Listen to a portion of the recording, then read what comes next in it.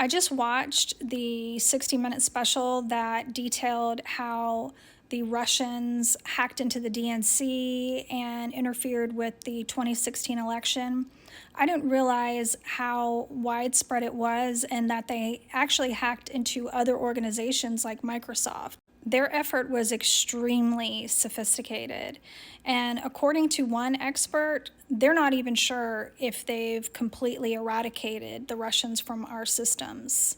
He says history shows that once inside a network, the Russians are a stubborn adversary. It's hard to kind of get something like this completely out of the system, and they certainly don't understand all the places that it's gone to, all of the manifestations of where this virus, where this software still lives. And that's going to take some time. And the only way you'll have absolute confidence that you've gotten rid of it is to get rid of the hardware, to get rid of the systems. Wow. So unless you get rid of all the computers and all the computer networks, you will not be sure that you have gotten this out of the systems. You will not be. We've never been left with a breach like that before, where we know months into it that we're only looking at the tip of the iceberg. The biggest threat to our national security is not a nuclear attack or any type of, military style attack. It's going to be a cyber attack.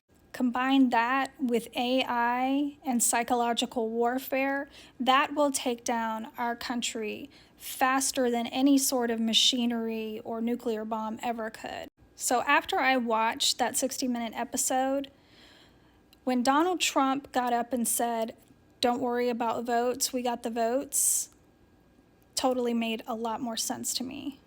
Here, let me show you what I'm talking about. We had that all set to go, but then we had a little election that went astray.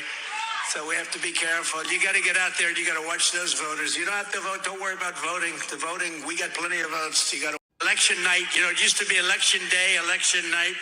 Now it's election month. The Russians are still in our networks. At least Donald Trump seems pretty certain that they are.